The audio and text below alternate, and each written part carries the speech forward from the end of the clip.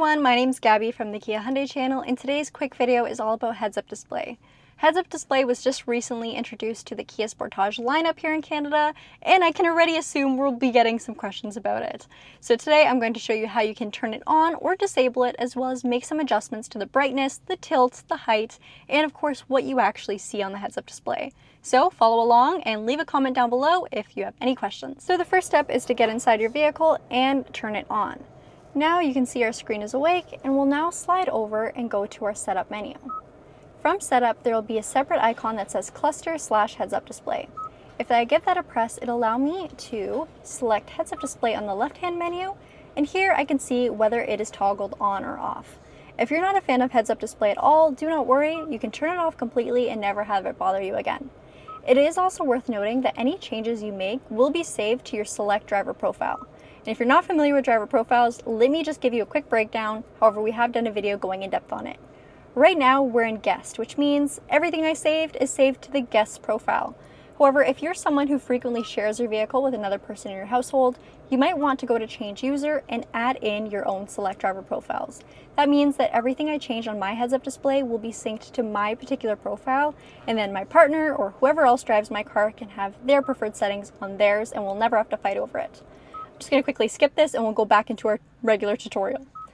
So, back to what we were doing, we'll slide over, go to setup, and then go to cluster/HeadsUp Display.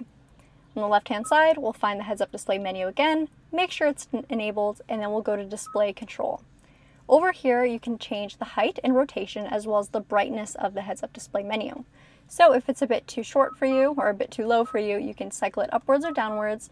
And if you'd like to drive with a little bit of a tilt on your neck, you can incorporate that tilt onto the HeadsUp Display. Now I'm just going to quickly zoom in to show you what is currently displayed. You can see 0 kilometers per hour, which is our current speed, as well as the maximum speed limit that's posted. Of course, we're in our video bay and we don't have a speed limit here, so go as fast as you want. But when you are on the road, it will adjust based off its navigation data. Now, once the height and brightness is perfect for you, we'll head back and then go to content selection. Here you can make the HeadsUp Display as complicated or as simple as you'd like. So if you frequently use your navigation, you might find the turn by turn to be very helpful. This will show you exactly when your next turn is and tells you when to go. Media information is something some people love, some people don't really care for. However, it is an option. This will show you what you're currently listening to. Call info will give you a breakdown as if you get a call while you're driving. Some people may not like this. And then you also have your driver assistance info. This will tell you about what's happening if there's a risk of a collision. It'll show you a warning icon. And then you also have a select menu for blind spot safety.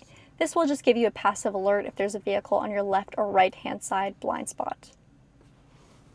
So that summarizes today's quick Kia class. I hope this was helpful, and just a few more tips and tricks. If you get into your vehicle and the HeadsUp Display simply isn't working, just make sure no one's gone into your driver profile and turned it off. So again, make sure it's enabled onwards. Also, if you are someone who utilizes polarized sunglasses, it's worth noting that a lot of the times HeadsUp Display isn't actually visible because of your glasses. So you might have to tilt your head at an awkward angle to actually see the view, or you can shut it off if it's not really an issue for you. Alright you guys, thank you so much for watching. If there's any other things that you would like clarification on or have questions about, let us know in the comments down below.